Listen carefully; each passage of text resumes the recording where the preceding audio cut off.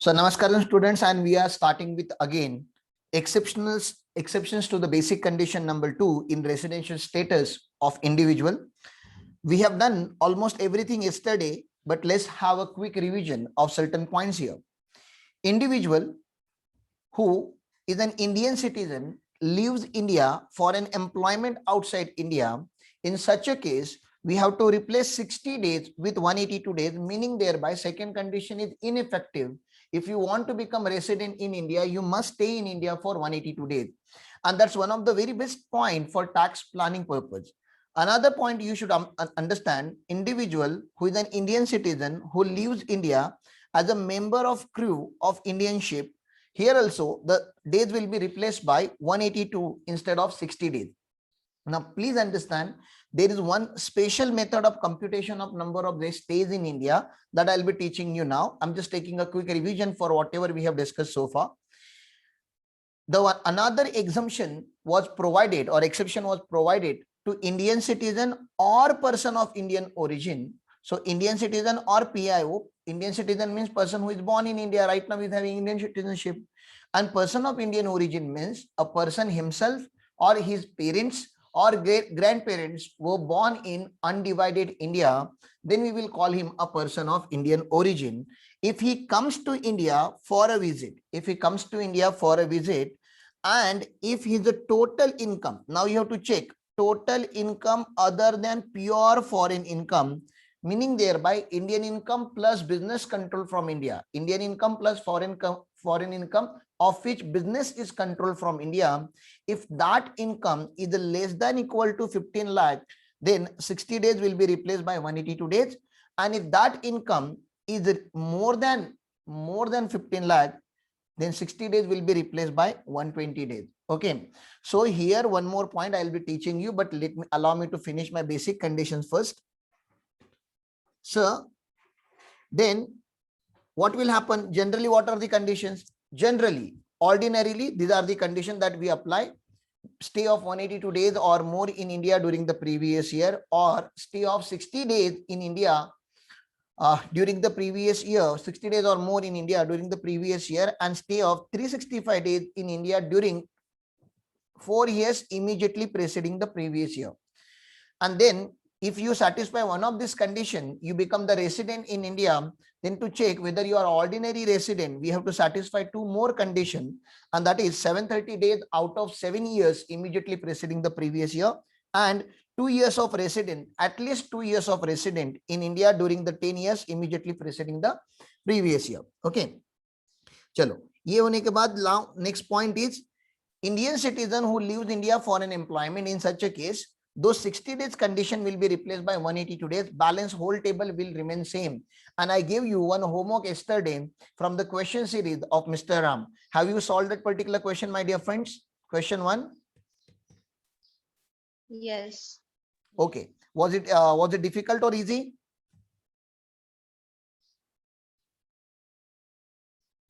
Question number 1, was it difficult? Easy, right?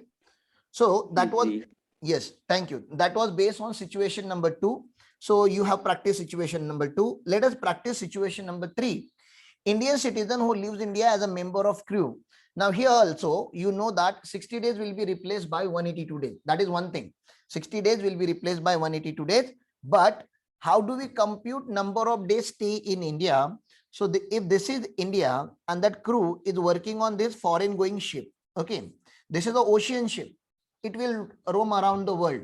From India, it will go to Russia, Germany, wherever it wants to go, it will go. And after 6-7 months, again, it will come back to India. And these people will stay in India for 4 months, 5 months. This is what I have told you. And balance 6 to 7 months, they will be on their vessel. They will be roaming around the world. Government of India have given them benefit of 182 days. Okay. 182 days ka benefit de diya. Now here, there is one risk that these people are carrying. Imagine you are a captain of this particular ship और आपने India में already 179 days रुके हो. You have already stayed in India for 179 days. 3 days more and you will become resident. 3 days more and you will become resident. And if you become resident, you might become ordinary resident. And if you become ordinary resident, your global income will become taxable in India. and therefore you are very afraid and you wanted to leave India as soon as possible. लेकिन ये ship only will not be operated by you. You are just the captain. You have a crew of almost 50 people. और अभी तक बाकी सारे लोगों ने join नहीं किया है. Apart from that, whatever goods and container were supposed to be loaded from Indian ports, अभी तक उनका loading नहीं हुआ है. Apart from that, you are not getting clearance from custom department to leave Indian port. तो इन सब के लिए टाइम लगेगा ना. Like you have joined the ship, लेकिन इन सब के लिए 2-3 दिन का तो टाइम लगेगा. Are you getting this?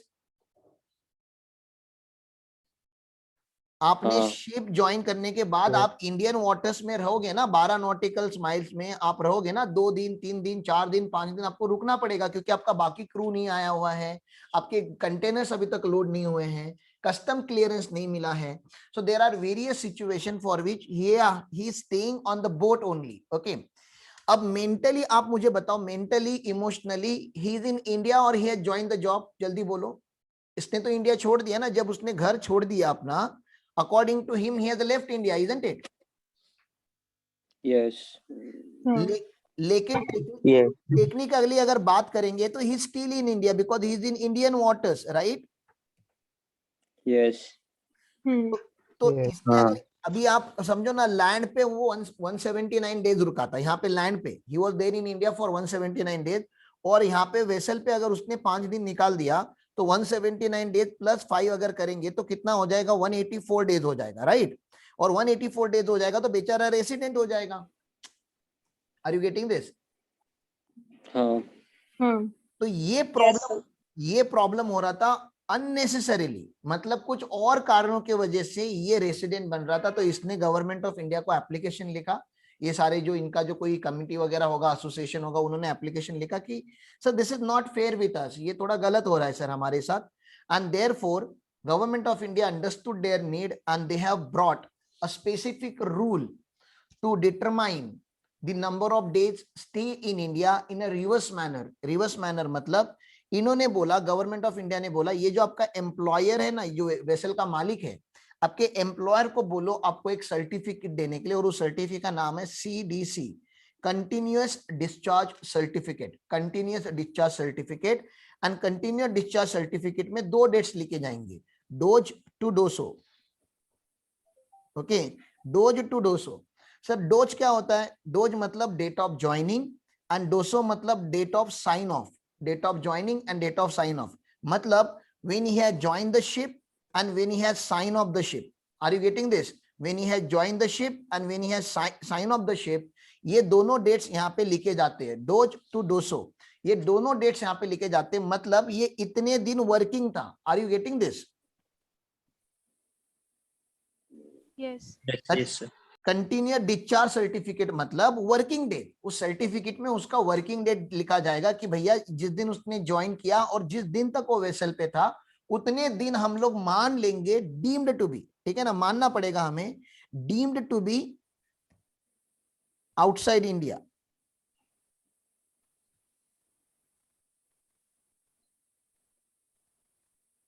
हम मान लेंगे कि ये इंडिया में नहीं था क्योंकि ये वेसल पे था, ये deemed to be outside India होगा. तो मैं हमेशा क्या बोलता हूं, how do you determine number of days stay in India? Ultimately तो हमें कंडीशन में यही चाहिए, number of days stayed in India is equal to total number of days in previous year. total number of days in a previous year. Baba previous year में कितने दिन थे, minus कर लो, एक्सक्लूड कर लो. Total number of days stayed in India हमें चाहिए. तो total number of days in a previous year कितने होते हैं? तो आपके प्रीवियस ईयर में टोटल नंबर ऑफ डेज कितने थे? 2021 में कितने दिन होते हैं?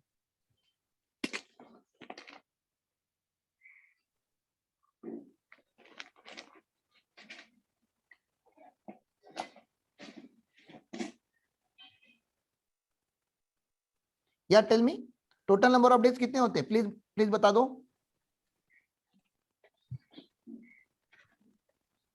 365. या 365, क्योंकि आपके ईयर में लीप ईयर नहीं आ रहा है. Are you getting this?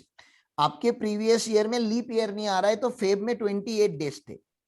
Okay, last leap year कब था? 2020. 2020. 2020 was the last leap year, ठीक है ना। तो फेब 20 चला जा चुका है, जो आपके ईयर में नहीं आ रहा है। आपका ईयर स्टार्ट हो रहा है ऑन 1 अप्रैल 2020। अब नेक्स्ट टाइम लीप ईयर आएगा 24 पे, तो you don't have to be confuse about this. तो आपके आपके यहाँ पे लीप ईयर नहीं है, तो आपका 365 ही है। लीप ईयर आता है तो ये 366 हो जाता है। तो 365 days minus days as per CDC, days as per CDC। Days as per CDC मतलब DOJ to DOSO, date of joining to date of sign off, इतने दिन आपके माइनस किए जाएंगे और देखा जाएगा कि फिर बैलेंस नंबर ऑफ डेज कितने हैं। जितने बैलेंस नंबर ऑफ डेज होंगे उतने दिन आप इंडिया में ऐसे माना जाएगा। एक क्वेश्चन आप लोगों के लिए मैं रीड आउट करता हूं, आप लोगों को सॉल्व करने की जरूरत नहीं है। I am just reading out the question और मैं जो ब्लैंक फॉर्मेट है इसमें फिल करने का ट्राई करूंगा डेटा, ठीक है ना। तो आप मुझे बताओ, मिस्टर आनंद, मैं आपके मॉडल में का इलस्ट्रेशन 1 ले रहा हूं सीए इंटर का। Mister Anand is an Indian citizen and a member of crew of Singapore bound Indian ship engaged in a carriage of passenger in international traffic departing from Chennai on 6th June 2020। तो आनंद जो है वो Indian citizen है। Indian citizen है मतलब exceptional हो गए ना। अरे individual Indian citizen lives India as a crew of Indian ship, तो ये एक्सेप्शनल हो गया ना। तो इनके लिए 60 days will be 60 days will be replaced by with 182 days. 82 days. 182 days। तो पहला तो आप लोगों को ये समझ में आना चाहिए। From the following details for the previous year 2021, determine the residential status of Mr. Anand for AY 21-22, assuming that his stay in India in last 4 previous year is 400 days। बाप रे, last 4 years में 400 days उन्होंने बता दिया है। Last 4 years में 400 days बता दिया, हमको तो 365 days प्लस लगता है, राइट। सेकेंड कंडीशन के लिए 365 प्लस लगता है। तो सेकेंड कंडीशन का बी पार्ट ऑलरेडी कंप्लीट हो चुका है, समझो। लेकिन देखो इसको हमें क्या बनाना है सर, लेकिन हमें अभी तक इसका क्या नहीं मिला, डोज टू डोसो नहीं मिला। ओके, ये देखो ये टेबल में उन्होंने डोज टू डोसो दिया है। Date entered into continuous discharge certificate as in respect of joining, तो इसको हम बोलते हैं डोज, इसने शिप को कब ज्वाइन किया। And date entered into continuous discharge certificate in case of sign off, तो ये हो गया डोसो, डोज टू डोसो। तो आप लोग प्लीज मुझे काउंट करके बताओ 6 जून से 9 दिसंबर तक कितने दिन होते हैं। जून महीने में कितने दिन वो वेसल पे था, वेसल पे कितने, जून में कितने दिन होते हैं, 30 डेज होते हैं। 30 डेज में का उस 5 डेज में निकाल देता हूं, क्यों, क्योंकि 6 जून उसने ज्वाइन किया था। तो 6 जून टू 26 जून टू 30 जून, जून के 25 डेज होते हैं। जुलाई में पूरा का पूरा 31 डेज, अगस्त 31 डेज, सितंबर 30 डेज, जून जुलाई अगस्त सितंबर अक्टूबर 31 डेज, नवंबर 30 डेज, और दिसंबर के 9 days he was on ship, ठीक है ना। तो 9 डेज, ये टोटल कितना होता है 187। अगर 187 वो शिप पे था तो इंडिया में कितने दिन रुका होगा, 365 में से माइनस करो, 178. 178। तो 178 डेज अगर वो इंडिया में रुका होगा, ठीक है ना, 178 डेज अगर वो इंडिया में रुका होगा, तो कंडीशन नंबर 1 फुलफिल होगा क्या अपना। कंडीशन नंबर 1 प्रेजेंटेशन कैसे जाएगा इसका, इस तरीके से जाएगा, ठीक है ना। I am not wasting time to draw the chart, तो पहले से जो चार्ट ड्रॉ हुआ है उसमें मैं लिख रहा हूँ। कंडीशन नंबर 1 क्या है हमारा आनंद के लिए, सो स्टे ऑफ 182 डेज और more in India during the previous year, और मैं यहाँ पे लिखूंगा 178 डेज, 178 डेज, और यहाँ पे मुझे लिखना पड़ेगा नॉट सेटिस्फाइड, ठीक है ना। सर ये कंडीशन लिखकर हो गया, तो मुझे सेकेंड कंडीशन लिखना पड़ेगा, लेकिन सेकेंड कंडीशन में भी क्योंकि ये एक्सेप्शनल है, नोट में मुझे लिखना पड़ेगा he is an Indian citizen lives India as a member of crew of Indian ship and therefore is covered by exceptional category where 60 days shall be replaced by 182 days, और ये 182 days replace करके यहाँ पे भी मुझे 178 days लिखना पड़ेगा, और ये भी लिखना पड़ेगा नॉट सेटिस्फाइड। ये भले उन्होंने 400 डेज दी दी है, मैंने लिख दिया यहाँ पे 400 डेज, लेकिन यहाँ पे सेटिस्फाइड लिखा। मुझे तुम बता दो इसको मैं क्या लिखूं, रेसिडेंट या non resident. Non-resident. Sir non resident. अच्छा ये नॉन रेसिडेंट हो गया, तो इसका स्कोप ऑफ टोटल इनकम बता दो, विच income will be taxable in India now. Only Indian income will be taxable in India. Only Indian income. Very good. इसका ये मतलब है foreign income will not be taxable in India, and that's a relief we are giving to the people who are traveling on this Indian ships which are going to the foreign country. तो ये additional condition लिखने की जरूरत नहीं है because he has become a non-resident. So very clearly you need to understand, you need to write down this as a conclusion. Since his period of stay in India during the previous year is less than 182 days, he is a non-resident for AY 21-22. Did you understand this? Everyone, please.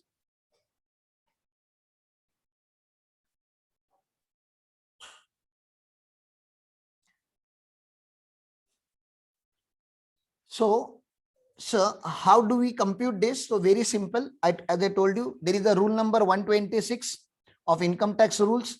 Special method of computation of number of days stayed in India for a person who is an Indian citizen working on Indian foreign going ship as per continuous discharge certificate which will be given by the employer to the employee. हमें तो निकालना क्या है? What is our target to have? Number of days stayed in India. So for that we need to write down total number of days in the previous year minus number of days as per CDC, that is the Doge to DOSO. Okay. And in one of the question asked by CA Institute, okay, they gave that additional information was provided in the question that while he was in India, he went to a foreign tour along with the family for another 15 days. अरे बाबा, अगर 15 days के लिए और बाहर गया था apart from employment, तो family को लेके अगर इंडिया के बाहर गया है तो obviously he was not in India, तो उतने एडिशनल डेज भी आपको एक्सक्लूड करने पड़ेंगे. So additional days stayed outside India as per question अगर कुछ दिया होगा तो वो भी माइनस कर लेना. Ultimately we want actual number of days stayed in India, therefore this formula is written here. तो आप लोग ये अपने लिए रेफरेंस के लिए रख सकते हो. Now we have come to the point where Indian citizen और PIO comes to India for a visit. PIO comes to India for a visit, and I am imagining his total income other than pure foreign income is less than equal to 15 lakh. अगर ऐसा होता है total income other than foreign income is less than equal to 15 lakh, so there is no much confusion. ठीक है ना? जो पहले law था वो अभी भी लॉ है, जो अभी तक हमने सब लोगों के लिए फॉलो किया था.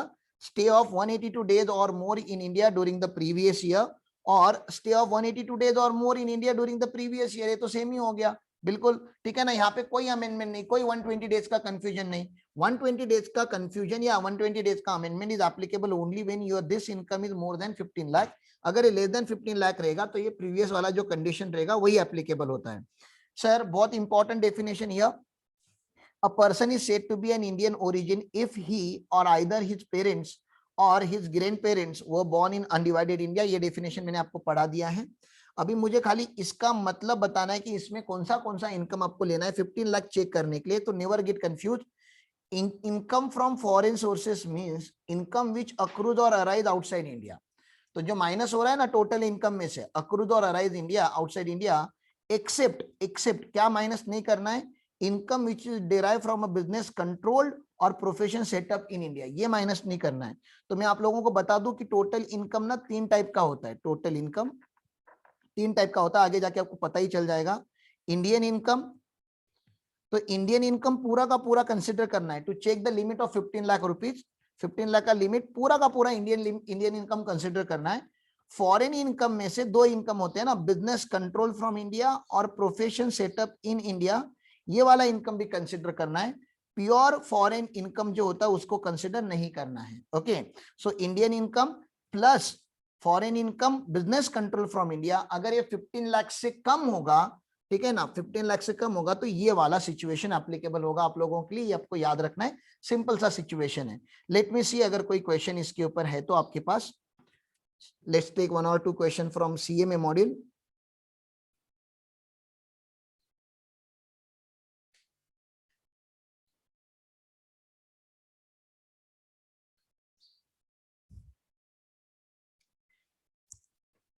X came to India for the first time. Illustration 5. X came to India for the first time on July 24, 2016. From July 24, 2016 to December 25, 2017, he was in India. Okay. Again, he came to India as on 5th August 2020 for employment purpose and left India on 25th 2020 permanently. Determine his residential status. पहले तो मुझे बता दो क्या ये exceptional category में fall होगा. Has he come to India for a visit?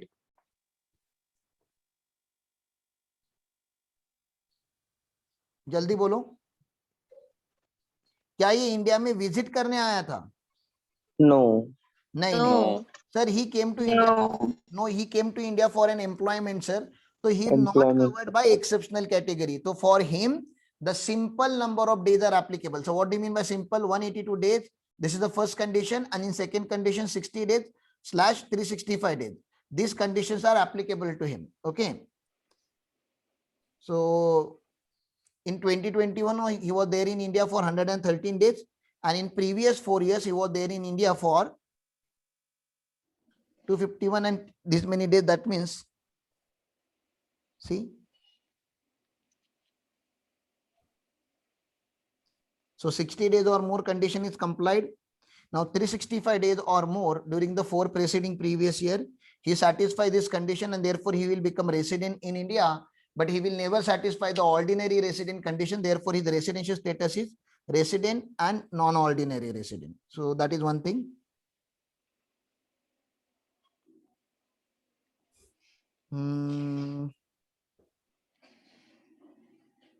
This provision is not applicable to foreign citizens. So whenever foreign citizen comes, don't get confused. This question is, situation is applicable only to Indian citizen or person of Indian origin.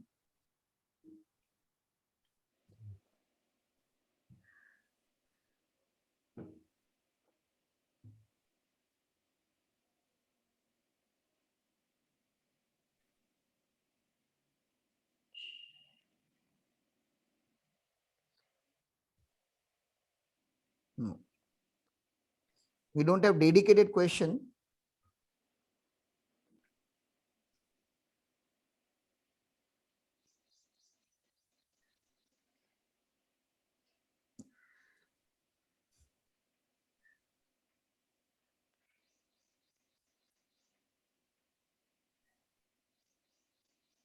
We don't have dedicated question. That's fine. We will continue our discussion and let's see कुछ general question में किधर मिल गया तो मिल गया. Now, Indian citizen, this is amended by Finance Act 2020. This is very, very important. This is applicable to Indian citizen as well as person of Indian origin. So person of Indian origin can be a foreign citizen. याद रख लेना. It can be a foreign citizen. I have given you Dubai वाला example. Right now you are a Canadian. लेकिन आपके दादाजी were born in India. तो you are a Canadian citizen but person of Indian origin. तो ये दोनों के लिए applicable है. मतलब इंडिया से आपका कुछ ना कुछ connection है. And you are having total income other than pure foreign income exceeding 15 lakh. That means you are a rich class, ठीक है ना, rich assessee, and you might be doing some kind of manipulations with India. This amendment is targeting to tax not foreign income. देखो foreign income को इसको tax नहीं करना है, pure foreign income को it will not tax. Indian income पहले से taxable था. इंडियन इनकम तो आपके रेसिडेंशियल स्टेटस पर डिपेंडेंट भी नहीं होता. आप ओआर बनो, एनओआर बनो, एनआर बनो, Indian income is taxable. This amendment is targeting to tax foreign income of business controlled from India. ये वाला जो इनकम होता है ना, which was controlled from India, इसको टैक्सेबल करने के लिए आप लोगों को रेसिडेंट बनाना बहुत जरूरी था. तो you will become resident sooner in this condition now, क्योंकि इन्होंने नंबर ऑफ डेज जो किया है वो इन्होंने रिड्यूस कर दिया 120 डेज को. तो यहाँ पे 60 days will be replace by 120 days, not 182 days, क्योंकि आप रिच क्लास हो, रिच क्लास, ठीक है ना. तो या तो आपका पहला कंडीशन से आप रेसिडेंट बन जाओगे 182 डेज, और 182 डेज से अगर आप नहीं बनते हो रेसिडेंट तो आपको यहाँ पे 120 डेज और मोर इन इंडिया देखना पड़ेगा. अगर आप 130 डेज इंडिया में रुकते हो तो आप बन जाओगे यहाँ पे पहला वाला कंडीशन सेटिस्फाई करोगे, and then you have to check 365 days वाला कंडीशन इन 4 इयर्स. इमेजिनिंग कि आपका हर साल आप 120 डेज, 140 डेज, 150 डेज आप इंडिया में आते हो, तो you will satisfy both this condition, you will become resident. But one thing very very important, जो असेसी इस कंडीशन से 120 डेज वाले कंडीशन से जो असेसी रेसिडेंट बनता है, he will always and always remain non ordinary resident. तो dimming fiction लगाया हुआ है यहाँ पे सेक्शन 6 सब सेक्शन 6 में, amended by Finance Act 20 provide that such individual will be resident but not ordinary resident. ये बहुत इंपॉर्टेंट है, ये बार बार मैं आपको बताऊंगा कि ये रेसिडेंट होगा but not ordinary resident if he stays in India in a previous year for 120 days और more but less than 182 days. तो यहाँ पे 3 कैटेगरीज बन जाती है, ठीक है ना. यहाँ पे 3 कैटेगरीज बन जाती है. क्या 3 कैटेगरी है, मैं आप लोगों को पूछता हूँ, आप लोग मुझे बता दो। बहुत सारी कैटेगरीज हम बनाते हैं। हमने सिचुएशन 1 में क्या पढ़ा? जनरल सिचुएशन में हमने पढ़ा कि भैया रेसिडेंट कैसे बनते हैं। तो मैंने आपको 182 डेज का कंडीशन पढ़ा है। अगर आप ये 182 डेज का कंडीशन सेटिस्फाई करते हो आप रेसिडेंट बन जाओगे। और मैंने क्या पढ़ा है आपको सेकेंड कंडीशन में? ए क्या पढ़ा है आपको? मैंने बोला सर आपको 60 डेज और मोर इन इंडिया रुकना पड़ेगा प्रीवियस ईयर में, एंड आपको रुकना पड़ेगा इंडिया में 365 डेज आउट ऑफ 4 years, ये रुकना पड़ेगा। ये दोनों सेटिस्फाई करोगे तो आप रेसिडेंट बन जाओगे। This was my situation 1। और सिचुएशन 1 में अगर आप सेटिस्फाई करते हो कंडीशन 1 या कंडीशन 2, तो आपको एडिशनल कंडीशन भी सेटिस्फाई करनी पड़ेगी 730 डेज और मोर आउट ऑफ 7 years, और आपको 2 साल का 2 years का रेसिडेंट दिखाना पड़ेगा आउट ऑफ 10 years। ये दोनों सेटिस्फाई करते हो तो आप ओआर बन जाते हो। ये सब सिचुएशन 1 में मैंने आपको पढ़ाया। सिचुएशन 2 अगर आपको याद आ रहा है, सिचुएशन 2 में मैंने आपको पढ़ा है Indian citizen leaves India for an employment. बाबा अगर एम्प्लॉयमेंट के लिए आप आउटसाइड इंडिया जा रहे हो तो क्या चेंज हो जाता है? यहाँ पे एम्प्लॉयमेंट के लिए आउटसाइड इंडिया जा रहे हो तो क्या चेंज हो जाता है? Condition number 1 will remain 182 only. ये तो 182 वाला 182 ही रहेगा। और सेकेंड वाले कंडीशन में मुझे बोल दो ना, सेकेंड वाले कंडीशन में ए में कितना लिखूं? 182 days. 182. यहाँ पे भी 182 हो जाएगा। Very good. बाकी सब कुछ तो सेम ही रहना है ना। एंड बी में यहाँ पे 365 ही रहना है। 365 डेज आउट ऑफ 4 years यही रहना है, और एडिशनल कंडीशंस भी सेम रहनी है, इसमें कोई चेंज नहीं होता। मतलब मैं क्या बता रहा हूँ, सिचुएशन 1 का जो पर्सन है ये कुछ भी बन सकता है। ये रेसिडेंट भी हो सकता है, ये ओआर भी हो सकता है, ये एनओआर भी हो सकता है, और ये एनआर भी हो सकता है। सिमिलरली यहाँ पे भी ये ओआर हो सकता है, एनओआर हो सकता है, ये एनआर भी हो सकता है, depending upon the situation. 1 and 2 की मैंने बात कर ली। 3 की मैं बात करता हूं, ठीक है ना। 3 सिचुएशन 3 जो है वो है हमारा क्रू मेंबर, ठीक है ना। क्रू मेंबर जो है जो इंडिया छोड़ के जा रहा है, वहां पे क्या होगा सर? पहला वाला कंडीशन तो 182 डेज का ही रहेगा, इसमें कोई चेंज नहीं है। सेकेंड वाले कंडीशन में फिर से आप मुझे बता दो ए में क्या लिखूं? 182. सर ये भी 182 डेज ही रहेगा। वेरी गुड, ठीक है ना। बाकी सारे सिचुएशन सारे कंडीशन सेम ही रहते हैं। 365 डेज आउट ऑफ 4 years, तो यहाँ पे भी कोई चेंजेस नहीं है, और एडिशनल कंडीशन भी वैसे ही रहेंगी, ठीक है। तो यहाँ पे depending upon the condition that he is going to satisfy, assessee में बिकम ओआर, असेसी में बिकम एनओआर, असेसी में बिकम एनआर। तो यहाँ पे भी तीनों पॉसिबिलिटीज है, ठीक है। सिचुएशन 4 जो मैंने आपको अभी तक पढ़ाया हुआ है, सिचुएशन 4 में मैंने आपको पढ़ाया कि इंडियन सिटीजन और person of Indian origin, Indian citizen और पर्सन ऑफ इंडियन ओरिजिन जिसका total income less than equal to 15 lakh है, मतलब गरीब इंसान है, ऑर्डिनरी पर्सन है, is not an exceptional category, ठीक है, ऑर्डिनरी है, हमको कोई इतना प्रॉब्लम नहीं है यहाँ पे। तो इसके लिए हमने क्या क्या बोला, कंडीशंस क्या रहेंगी सर? इसके लिए कंडीशन 1 रहेगा 182 डेज, इसके लिए कंडीशन रहेगा 182 डेज। कंडीशन नंबर 2 में ए फिर से मुझे बता दो आप लोग। 182 days. सर ये 182 डेज ही No. रहेगा, ये 182 डेज ही रहेगा। क्यों सर? क्यों ये 182 ही क्यों रहेगा? क्योंकि इसका इनकम लेस देन 15 लाख है ना। Less than 15.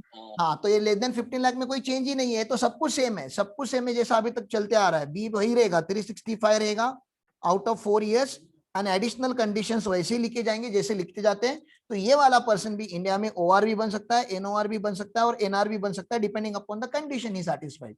लेकिन सिचुएशन 5 आप पहली बार अभी आप एक्सेप्शनल चीजें पढ़ोगे। सिचुएशन 5 जो है थोड़ा अजीब है। ये इंडियन सिटीजन या पर्सन ऑफ इंडियन ओरिजिन को एप्लीकेबल होता है, वो comes to India for a visit, और इसका total income is more than 15 lakh. बाबा ये इंडिया से 15 लाख से ज्यादा कमाता है। अगर ये इंडिया से 15 लाख से ज्यादा कमाता है तो सिचुएशन 1 में 182 था, 182 रहेगा, इधर चेंज नहीं है। सिचुएशन 2 का ए बता दो प्लीज। 120. 120 डेज, ये कितना हो जाता है? 120 डेज हो जाता है। बहुत ही इंपॉर्टेंट ये 120 डेज हो जाता है। सर बी कंडीशन में कोई चेंजेस नहीं है। बी कंडीशन में पहले भी 365 था, अभी भी 365 डेज है आउट ऑफ 4 years। खाली मुझे इतना बता दो, क्या यहाँ पे एडिशनल कंडीशन चेक करेंगे हम? क्या वो 730 डेज वाला कंडीशन चेक करेंगे हम लोग? क्या लगता है आप लोगों को? नहीं No. No, करेंगे। नहीं करेंगे, एडिशनल कंडीशन चेक नहीं करेंगे, नहीं करेंगे, नहीं करेंगे। क्यों? क्योंकि इसको डीम्ड एनओआर बनाया गया है, ये हमेशा डीम्ड एनओआर बनेगा, डीम्ड एनओआर। याद रखो ये बात, इसको ओआर की कंडीशन लगानी नहीं है, इसको डीम्ड एनओआर बनाया हुआ है गवर्नमेंट ने, ठीक है ना। ये ओआर नहीं बन सकता, ये एनआर नहीं होगा, ये डीम्ड एनओआर होगा। तो मैं आपको थोड़ा अगर क्लैरिटी अगर देने का ट्राई करूं, और थोड़ा क्लैरिटी अगर मैं देने का ट्राई करूं, तो मुझे आप लोगों को क्या बताना है समझो जरा, what I am trying to teach you exactly. मुझे बताओ, अगर कोई पर्सन इंडिया में, कोई भी पर्सन इंडिया में लेस देन 60 डेज के लिए रुकेगा, लेस देन 60 डेज के लिए अगर कोई भी रुकेगा, 50 डेज, 45 डेज, प्रीवियस ईयर में अगर कोई भी इंडिया में लेस देन 60 डेज रुकेगा, with confident, with confident please tell me, वो रेसिडेंट होगा कि नॉन रेसिडेंट होगा? With confident non resident Non-resident. ये पक्का नॉन रेसिडेंट होगा। लेस देन 60 डेज अगर आप इंडिया में रुकोगे, 100% आप नॉन रेसिडेंट रहोगे। With confident you tell me this also, कि अगर कोई भी इंसान इंडिया में 182 डेज या मोर रुकेगा, 182 डेज और more in India during the previous year, during the previous year, अगर 182 डेज या मोर रुकेगा, तो मुझे कॉन्फिडेंटली बता दो ये क्या बन जाएगा? रेसिडेंट। रेसिडेंट। ये रेसिडेंट बन सकता है। और इसको ओआर एनओआर बनने के लिए आपको क्या चेक करना पड़ेगा? ओआर एनओआर बनने के लिए एडिशनल कंडीशन चेक करनी पड़ेगी, बरोबर? हाँ। हाँ एडिशनल कंडीशन सेटिस्फाई किया तो